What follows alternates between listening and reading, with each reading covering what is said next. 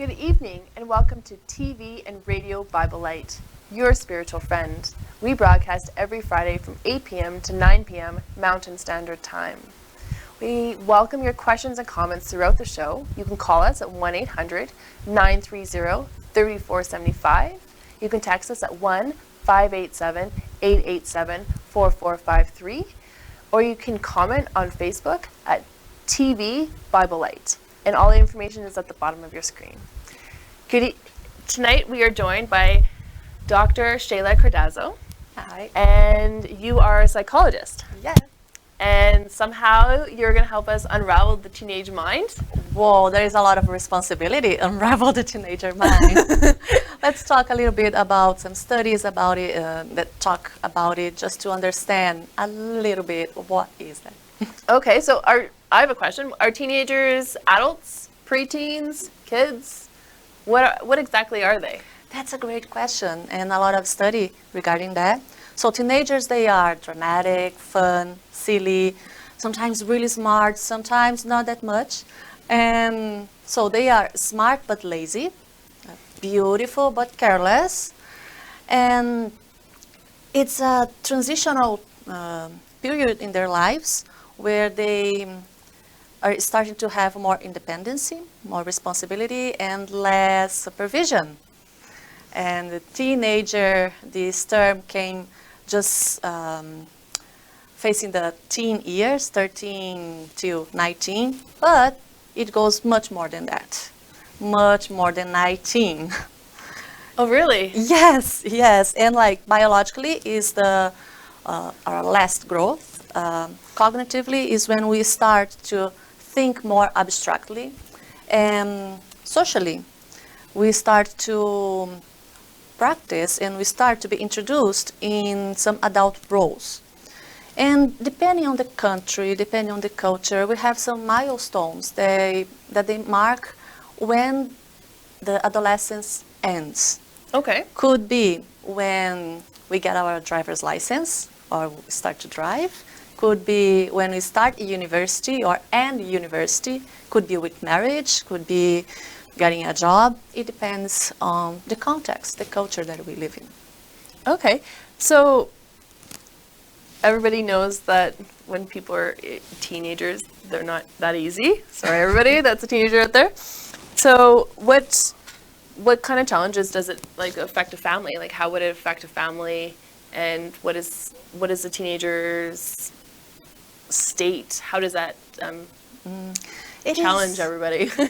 Yeah, it's a big challenge. Yes. It is a beautiful, beautiful phase in our lives, but we get a lot of conflicts with that also, especially when we have teenagers that they want the independence of adult life without its responsibilities. Okay, that's fair. So do I. Who doesn't? So we have people that need to sleep a lot, but they are refusing to go early to bed and refusing to get early from bed. We have people that have their muscles are growing, they are really strong, but they are not aware of that, how much strong they are. Because they are start to think in a more abstract way, because their thinking is changing, they can become more defiant, oppositional. Their interests can change, like in a second. For example, a teenager girl convinced her parents to paint her room all pink and with butterflies. Wow, cool. And the next day, she wants all black. Oh, okay, that's very fair. So Yep. this kind of changes. Yep. Sexuality, it just starts to awaken, and some parents get just really worried about it. And what about mood? It's like a roller coaster. Sometimes your teenager is laughing a lot, and the same minute he starts to cry for hours. That's very fair. That's very fair. So are all teenagers like this? It's interesting that the adolescence was something that historians, they say it was invented around the 1940s. It means that we didn't have adolescence before. No, it's not like that. Okay. so it is a recent phenomenon in society that we start to see this range of age as, oh, it's a little bit, they are different. They are not children, they are not adult, what they are. If we go back a little bit for the 14th century, Okay. even the childhood didn't have this place, its place. The babies, they were considered adults in miniature. And as soon as they reach, yes, at that time, and as soon as they reach the what we call today teenagers years, they would start in adult life. An example of that, Romeo and Juliet from Shakespeare. Juliet was only 13. Oh, that explains a lot, doesn't it? Like with the Industrial Revolution, the childhood took its place, so they decided, no, we need to protect childhood. But the adolescence, we have some contradictions with that, but most of these historians, they say that around the beginning to the middle of the 19th century, so around the 1940s, is that we start to have some changes in our society. What kind of changes? More kids going to school and staying more years at school. Because of this phenomenon, parents were deciding to hold a little bit and get their kids on marriage and get jobs. And another thing that happened, and it was really interesting, the advent of cars. Cars becoming more popular. So more people could buy cars. And imagine, teenagers start to drive. Yeah, that was pretty scary for my parents. Yeah, so then in other changes in society as well, a lot of changes on that time. And so they start to see, oh no, those ages, they are different.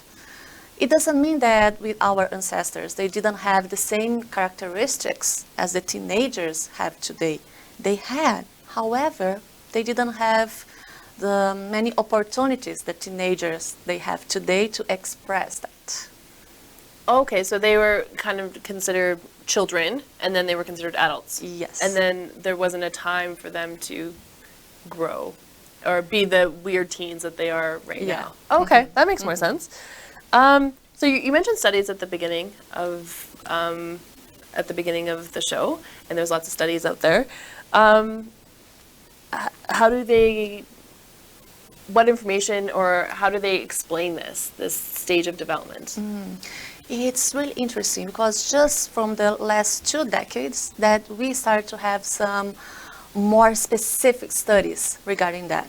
And with the advent of the MRIs, we could have pictures of the brain of teenagers. Before we could just observe, make some experiments, what is really good. We still can learn a lot from that. But now we can have pictures. We can see what's going on that specific age in the brain, how it works. And so we can see that, oh yes, they are different. They are not big kids, they are not adults, they are different. Okay. And so what have the studies found? Other than differences? Yeah. In 2015, we have one really big study that was published in the Scientific American Journal. And they say, let me read it for you. They say that the teenager brain is an unique entity characterized by changeability and an increase of networking among brain regions. So they say that the teenager brain is unique to itself.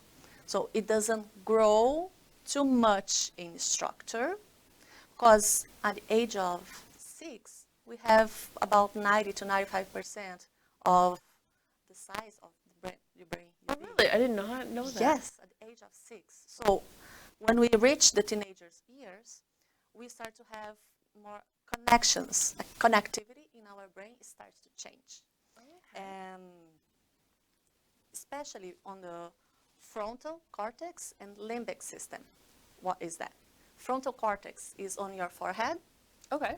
this area of your brain, And this is your thinking part of your brain, responsible for making decisions, planning ahead, judgment, inhibition, and abstract thinking. For example, the conception of God and spirituality. Okay. The limbic system is inside of your brain, kind of in the middle, and it is where are located the emotions, Oh, okay. and also where we have the kind of instincts, learning, and memory. Those areas, they found that they have a lot of connectivity when we are in the teenagers' years. And that's why teenagers are more impulsive, because the limbic system, the emotional part of your brain, develops faster than the thinking. So they are not parallel on that, they are faster. And I have another study here in 2013. Sorry, pardon me. Okay, where they could scan 400 brains, people, Wow. sorry, from ages from 12 to 30, and they could see, oh yes, there is a lot of connections happening there. It's not too much growing in structure, but in connections between those two specific areas, frontal cortex and limbic. And they also noticed that new connections are made, other connections were getting stronger, and other connections were pruned, Oh, wow. eliminated sometimes. And so, do we know what's eliminated? Yes, and it doesn't mean that our brain is getting less functional. No, Okay. it means that it's getting more efficient. The areas that we are not using, Okay. it, the brain have the kind of message. Uh, so if you are not using, it means that you don't need it. So let's spend more energy in other areas where you need it the most. And they found that especially motor and sensory areas are pruned. Okay. That's why it's easier, much easier for kids to be more flexible, to learn sports and some movements, gymnastics, for example, Okay. and to learn language. Before they're 6? No, Or before they're 12? no, before they are 12, yes. Okay. Perfect. And so it's much, much easier for them. It doesn't mean that we cannot learn it later. We can, but it'll be harder because those areas in our brain were pruned. That's why it's important, especially when we are teenagers, to test and experiment a lot. And then we have that saying that if you don't use it, you lose it. Yeah. It's true. That's fair. It's Yes. really true on that. If you can't touch if you don't try to touch your toes, you never, you know what I mean? Like, you don't try it every day, you go like a year later, and you're like, hey, what happened? Exactly, right? It's Yeah. the same thing with the brain. That makes sense. So, so how do these connections affect our behavior? Okay, those connections, they affect our neurotransmitters. What is that? Neurotransmitters, they are kind of chemical messengers. So they help the synapses, that connection to happen.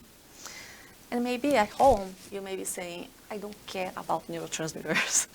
I care about my teenager that is getting me crazy. Please tell me what to do, how to help my teenager, Yeah. right?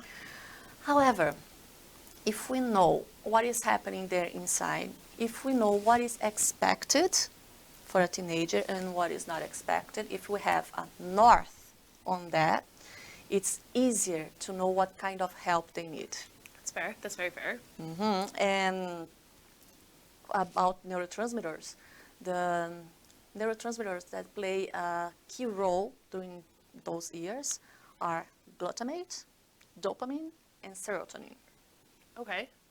I know what dopamine is, because you hear about with athletes, right? But what are the other two? So glutamate is an excitatory neurotransmitter. And on those studies, they found that those connections that are pruned, we have a lot of glutamate on that. Okay. That's why sometimes a child that was really excited about something, now it's just meh. Yeah, that's fair. For example, before my child was really excited, couldn't even sleep about thinking to have a play date with a friend. And now if we say about that same friend, no, let's invite the friend to come over, the child is, oh, okay, good. It doesn't mean that they don't like the friend anymore. And I see sometimes a lot of parents that they get a lot frustrated with that and worried, thinking there's something wrong with my child, with my teenager, is getting into depression because he's not excited with that anymore. What is happening? And that reminds me something, a story that we were camping with some friends, and there was a teenager girl. She was 14 years old, lovely, a lovely girl. However, imagine a 14 years old camping with her parents and parents' friends, far away from her friends. She wasn't that happy. That's fair. That's very fair. Yeah, Yeah. we could understand that Yeah. completely. A little boring for her, probably. Yeah. A lot boring for her. But in one morning, we decided to have scrambled eggs for breakfast. And her mother got excited because she told me, oh, this is my daughter's favorite breakfast. She'll be so happy. Let's do it so it can help her mood to be up. When the daughter woke up, her mother, so excited, went to her. Come see, we did something really good for you. We have scrambled eggs. Her daughter looked at her, looked at eggs, and said, cool. Her mother was so frustrated, so disappointed, and started a discussion. Like, what? This dry and cold cool? I know you like it. Don't try to hide it. I know you love it. Stop doing that. And then the daughter, the teenager, started to be defensive. Stop picking on me. You're always picking on me. I don't want those. And even I don't like those eggs anymore. Stop it. And does that mean that she doesn't like scrambled eggs? No. No? Later, we realized that she still loves that. So what was happening, probably the glutamate was not playing significantly as it was playing before in her brain. So Okay. she still like it. She's just not that excited. So Ah. yeah. Okay, that makes some sense. Yeah, we can understand when teenagers just say, "Meh, okay, yeah, that's good." So they still like it. It's just chemistry that is playing different. We don't overreact when we get scrambled eggs either, right? It's not like we're crying. We're like, this is the best thing ever. But like little kids do, right? They just like, this, I love you, Mommy. Yes, Yeah. yes. And when we see our kids start to react different, not being excited anymore, the parents, they start to grieve the child. What is okay? It's okay. We don't have that cute little one so dependent from you that enjoy to be beside of the parents. We don't have that anymore. So it's okay to grieve the child. However, what I see a lot in my practice, we have parents, they are grieving the child, but they are not welcoming the teenager. That would be difficult. Yeah. It's hard for them to see the beautiful person that is rising from there because they're focused on the differences, and sometimes the differences are not what they expect because they are still learning, they are still growing on that. So they are just missing the child and not welcoming the teenager. And when we have that, we start to have a rupture in the relationship. So kids and parents, they start to have a break, a cut in communication. And then we have problems, discussions, conflicts rising from there.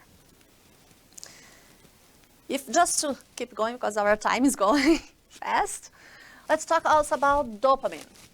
Dopamine is about pleasure, especially during decision making. So remember, the frontal cortex is the decision making, the thinking, and the limbic is about the emotional. So the dopamine increase during teenager years. And then we have here people that are more concerned and interested in immediate satisfaction of their needs. They need that to be really immediate, right away. They want to have rewards right away, and they become risk takers, right? Other thing that we can see and understand, that's why teenagers are more obsessed for electronic games. And I can see that not in my practice, in a lot of families, maybe you from home can notice that how teenagers are crazy for electronic games. If you notice how the electronic games are built, who is working behind electronic games, they're really smart on that. And we have all the time immediate rewards. We are being rewarded in, all the time, even if we go and we don't pass that phase, if we need to redo that, restart the game, we are being rewarded, getting more points, getting more colors and sounds. So everything is about rewards, and we are being rewarded a lot on those electronic games, and and leads the child to do that again and again and again. What leads to electronic addiction sometimes, and this is fair, yeah. And this is the kind of new illness that we have in our society, the electronic addiction. Um, as the teenagers are more risk takers, yeah, they also are more vulnerable for recreational drugs. Oh, yeah, that makes sense. Yeah. More vulnerable also for the immature sexual relationships and other risk behaviors that we have in society. So how do we avoid this? Okay, talking about the electronics game first, yeah. I think is I think that parents maybe are more concerned, yeah, at home. A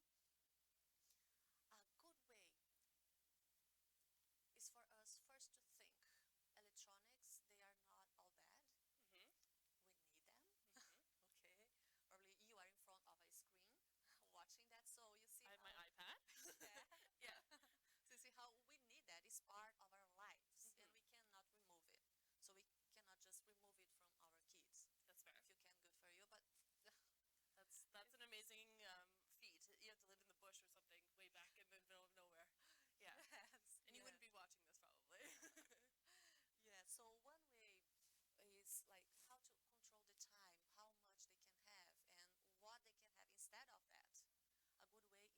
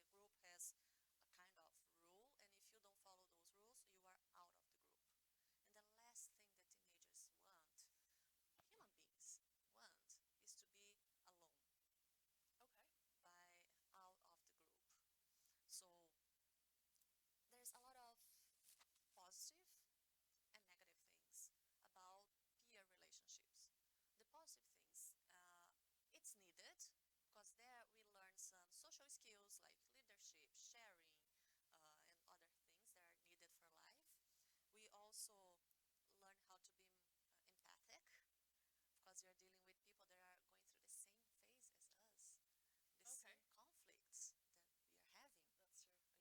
Yeah. Maybe not the same subject, but in a similar way of thinking. And we start to develop our sense of identity and our place in the world. The negative aspect is that teenagers are more vulnerable on that phase. That's why a not good influence can lead to vandalism or start to experimenting drugs and other risk takers behaviors. That makes sense. So, how can the peers be a source of influence? Research says that peers start to have more influence at the beginning of teenagers' years. We have the peak when we are 14, and then slowly, it starts to decrease. Okay? However, those numbers, they are average. We still have the standard deviation, so could be before, could be after, but in average, around the age of 14 is when peers they have more influence in our lives. And so what parents can do about it, right? Yeah. Besides teaching the values, besides teaching why you believe on that, if you have a good, strong base for that, is providing a health environment for your child, being a really a good role, a good, a good role for your child, and talking, having a good communication. And then I have a lot of parents that come to me and say, oh, but my teenager doesn't want to talk to me. That's fair. Yeah. They don't like talking to me. If they don't want to talk to the parents, it's maybe because they are feeling a lot of judgment. They don't feel comfortable. And the parents, I can see, they are doing their best. They're just trying to guide their teenagers, and that's their job, right? Guidance. Yeah, exactly. But sometimes this guidance comes with a lot of judgment. And you're not comfortable even in your own skin, so why would you talk to your parents about it, right? Yes, Yeah, that's very fair. yes. So sometimes kids don't talk because the parents are also not comfortable with this kind of talk. How can I talk with my son, with my daughter about sex if I'm not comfortable with that? That's very fair. Yeah. So get comfortable first. Yeah. I've had some really weird gym teachers teach you. They have to teach it, right? They have to teach sex ed at the school. And those poor teachers. So just get comfortable and start to talk on the areas that you are comfortable, that you feel safe. Not giving lectures to your child. It's not the point. It's not the point. But first listening. What they think about it. What they know about it. And then you'll see how you can help them on that. That's fair. If you don't talk with them, they will talk with somebody else, and we don't know the kind of advice they will receive from that. That's fair. So we're gonna listen to some music, and maybe this will give you guys some time to actually sit back and just discuss this topic, because it's quite good and it's quite important. Because coming up next is how it relates to the Christian life. And so just enjoy the music. And once again, you can call us at 1-800-930-3475. You can text us at 1-587-887-4453. Or you can comment at TV Bible Light on Facebook. And we'll just ask your questions to Dr. Cardoza when we get back. Enjoy.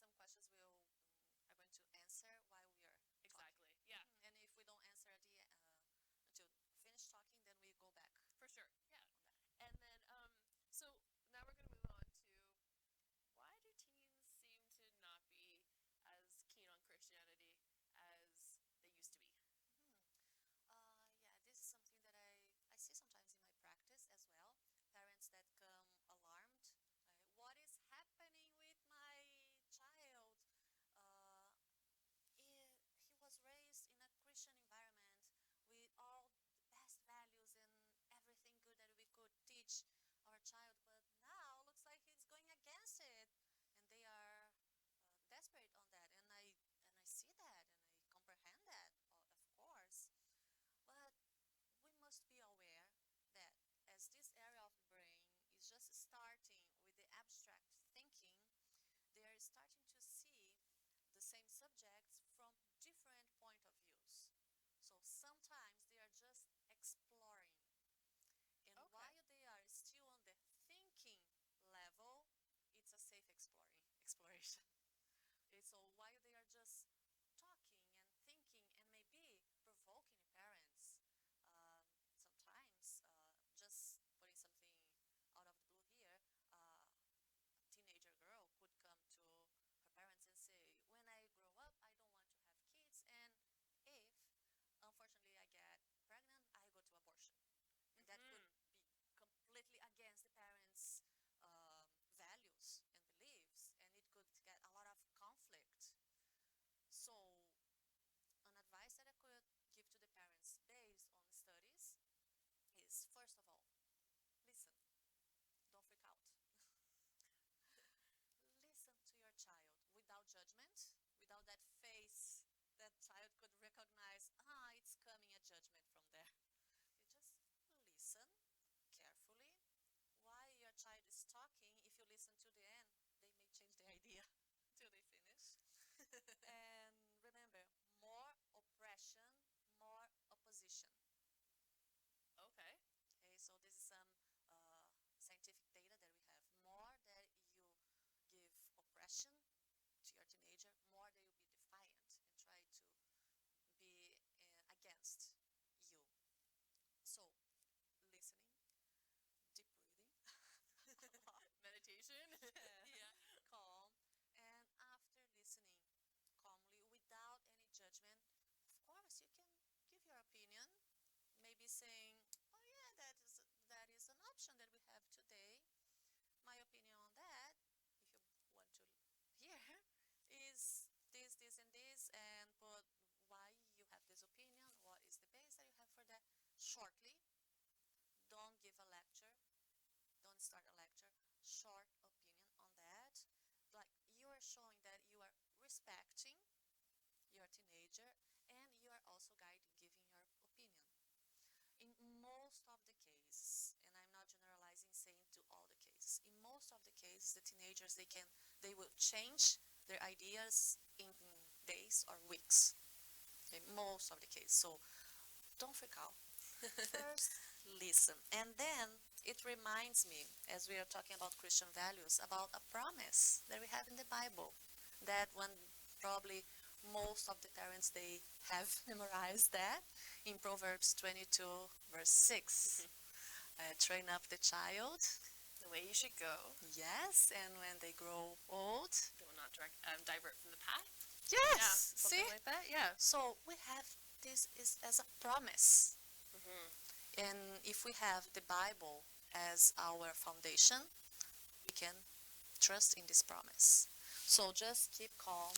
If you believe that, yes, I'm doing a good job, I'm trying my best, there's not perfect parenting.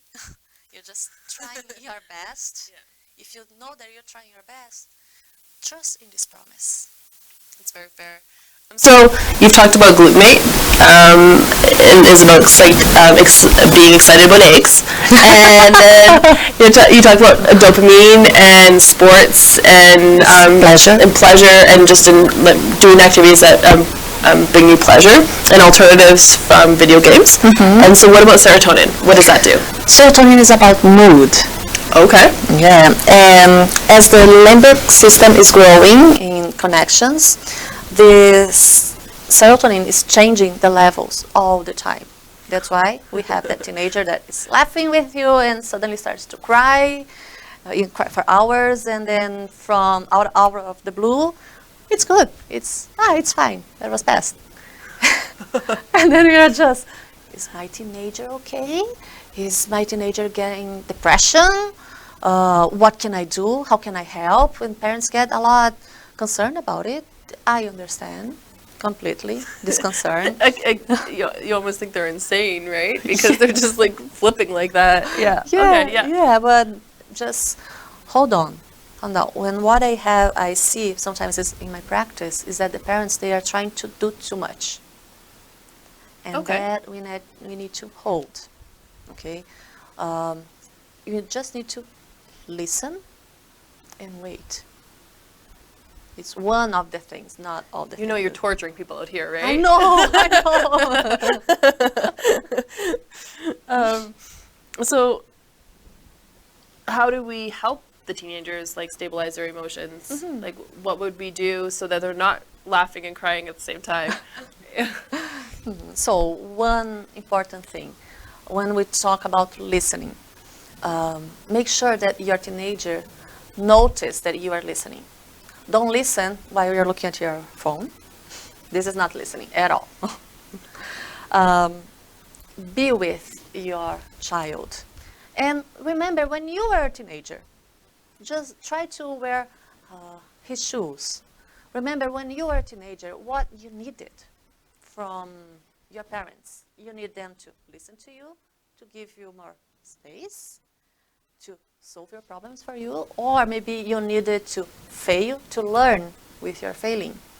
And that's why I see sometimes parents that are doing too much. For example, a child arrives home and says that had a discussion with the best friend, or the teacher were too rude and is crying a lot because of that. And the parents just freak out with this, say, oh, let's go and talk to the principal, let's talk with this teacher. No, it cannot happen. I'm going tomorrow to your school and try to solve it. And then we create a barrier with our teenager. Teenager is trying to say, no, I don't want you to do nothing. Just listen to me.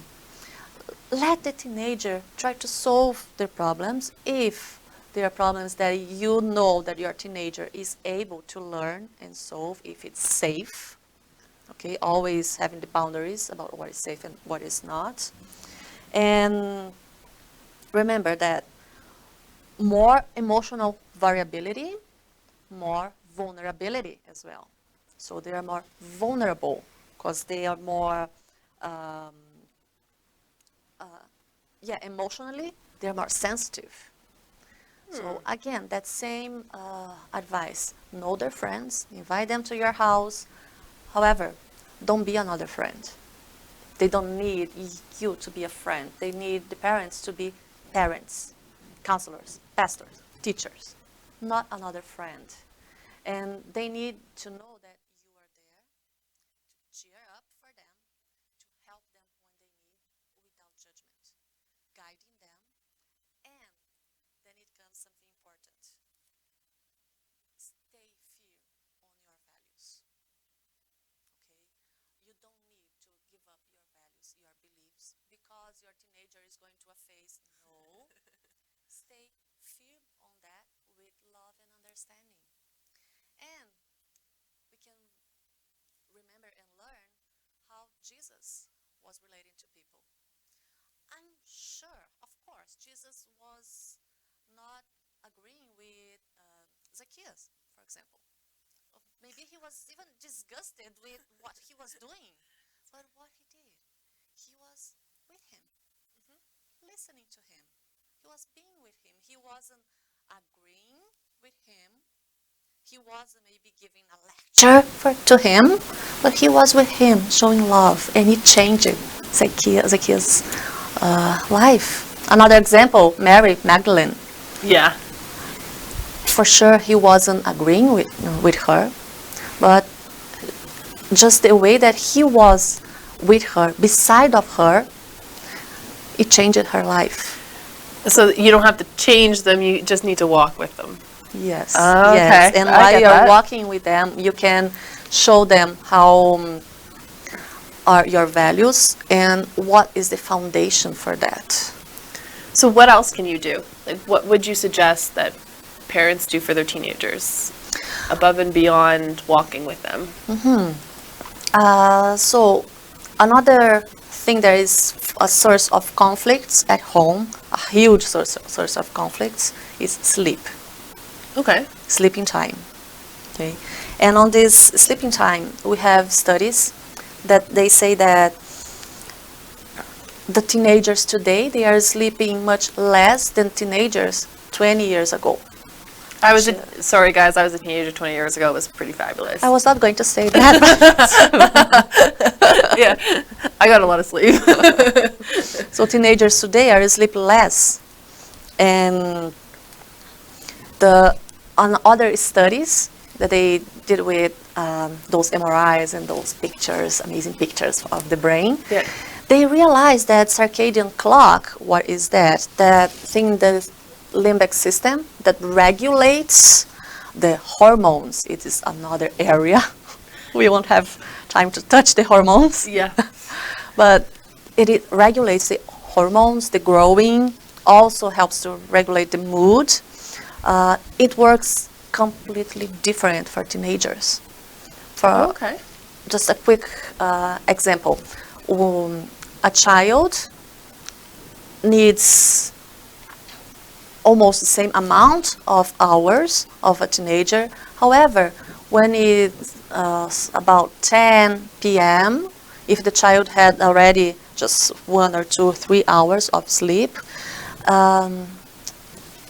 it starts to be released the melatonin hormone that is responsible for this regulation, this growing.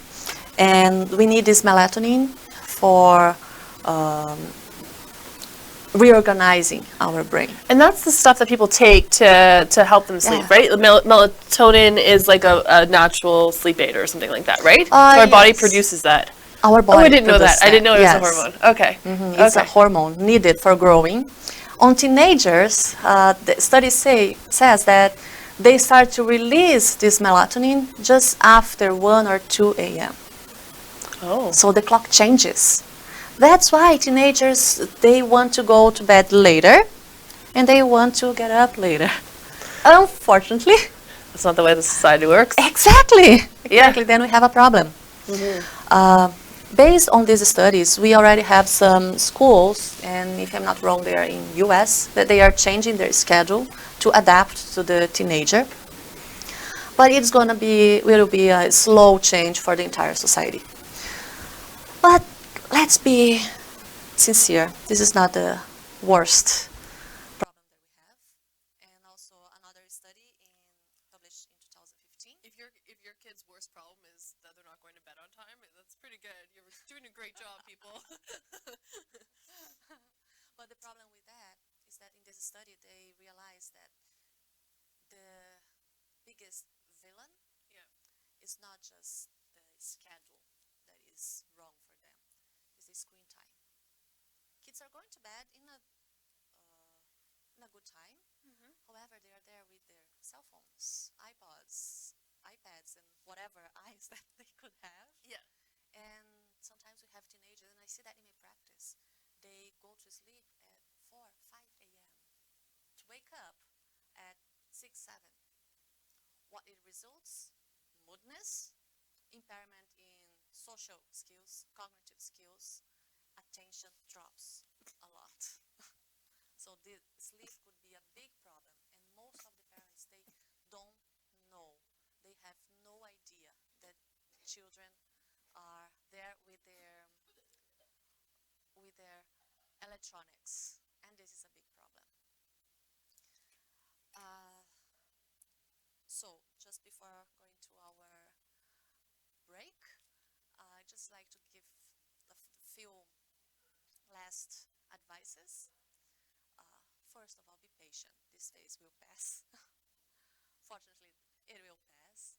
And enjoy this phase with your child, with your teenager. It's a beautiful phase. They are exploring, discovering a lot of different things. Enjoy with them. Be empathic. Remember when you were a teenager. Remember when you were wearing his shoes and what he needed, what you needed on that time. Be firm. You can be firm. It doesn't mean being totally strict, but being firm on your values, teaching them with love, following God's steps, what Jesus did here, and always observe. always observe your teenager. If so, you have a north. You know what is expected and what is not expected for that age. So be aware if your teenager is out of this north, or maybe if you even don't is not really sure, is my teenager okay or not? I'm trying, but looks like it's not working. So if you think you need, go and ask for professional help. Yeah, it's, I usually just say to my clients, in my view, all teenagers could benefit from therapy. Just to go through this confusing um, moment of their lives without damage. So what we're going to do is we're going to stop for some music, and then we're going to come back with the questions we haven't answered yet. Just enjoy. And if you have any more questions, don't forget TV Bible Light on Facebook, or you can text us at 1-800, sorry, you can call us at 1-800-930-3475, or text us at 1-587-887-4453. Enjoy the music, and we'll be right back.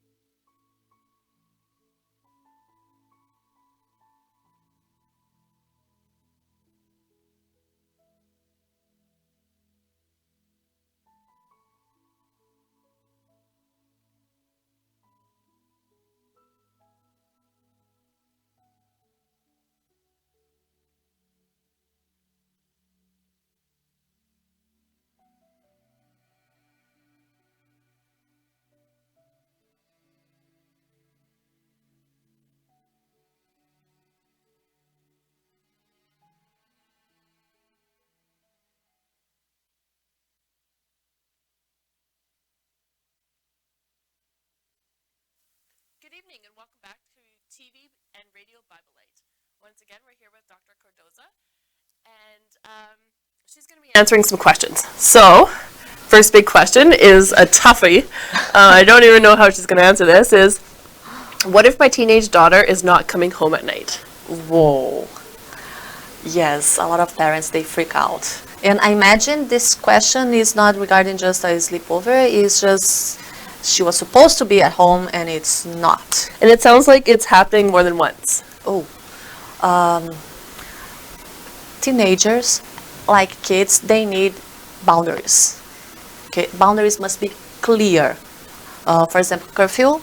If you establish a time, you need to. The teenager needs to know what's the base of that.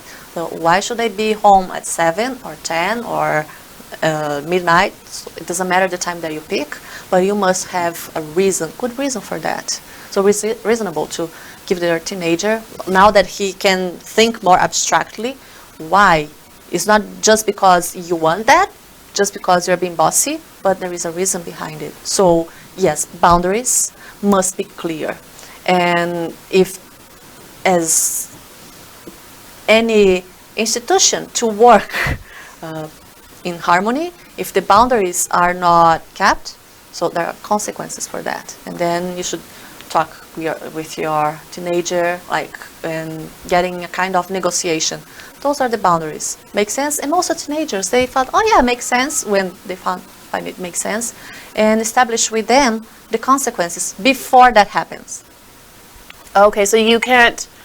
So, what if you never thought your kid would never come home? Like, my mom had this happen to her once, and she thought it was dead on the side of the road because it's just my cell phone broke, and I couldn't get a hold of her, and I was way past my curfew, and so. But what if you never thought that your kid would never do this? So what would you do the first time? Yeah, so the first time, then we go to those rules. Listen. A lot of parents, and I understand them, when that happened, they just freak out and they just go and they see that, oh, my kid is in one piece, okay, safe, but now you're going to listen to me, don't do that. Yeah. And they are not listening. Why that happened? There must be a reason. Even if it was just disobedience, okay, listen first. Listen what is happening there. And then after that, you can go with a negotiation. Okay, this is not going to happen again, and because those are the boundaries, and that's why. Listen what your teenager has to say about it, if they agree with that, not if they don't agree. So, okay, you don't agree with that. Okay, I respect that, but give me a really good and mature reason for you to not agree with that. What if they come up with a really good reason? If they come up with a really good reason, so maybe you need to rethink your boundaries. Your curfew. Maybe like 7 is a little excessive. I would say for like a 17-year-old, 7 might be a little early. I don't think more sports are done by like 9. Yeah. So that's why it's good to give the question for them back. Okay, give me a really good and reasonable, mature reason for me to change my boundaries. If they do, why not to be flexible? Okay. And then they just know each of the consequences, and then you have to follow through. Yeah. Yeah. Not counting to 5 and then never doing anything, right? I have a friend that does that all the time. It drives me nuts. So, last question. And what do you do if your son's not listening to good music? Oh, that happens a lot. Especially in Christian communities, right? Parents freak out when kids are listening to music that they think is not appropriated. So we have to remember a few things. Okay. More oppression, more opposition. I have to remember that. Yeah. Yes, okay. They are in an age that they want to explore. You see, why I cannot listen to this music, why I cannot see this and this and this. If you see, if it's still on the thinking area, still on a safe environment, yes, they could try and make their own decisions later. You just be with them. Be with them, listening to them, giving your opinion to that, respecting. Unfortunately, and I also don't like it, being a mother, I also don't like this idea, but unfortunately, there will be a time when you cannot just impose your beliefs to them. Yes, That's fair. that would be That's really nice and easier if we could do that, but unfortunately, no, they will come with their own beliefs and values. If they will follow your values, much better. Yeah. Okay, because you give your example, but it doesn't mean, if they don't follow, it doesn't mean that you fail. You tried, and you tried your best. And you're still trying. Yes. By, like, being their, like, parent. Exactly. Yeah. Exactly. It is not. It doesn't mean that you are failing. You are trying your best to keep that in their lives. But remember, it's an individual choice. Very true. Well, thanks so much for joining us. It's really, really neat to hear this. I do volunteer with teenagers, so I'm going to practice some of this stuff. So we're going to see you next week at 8 p.m. Mountain Standard Time. And I hope you have a great week. And it's nice seeing you all again. God bless. Hey, bye.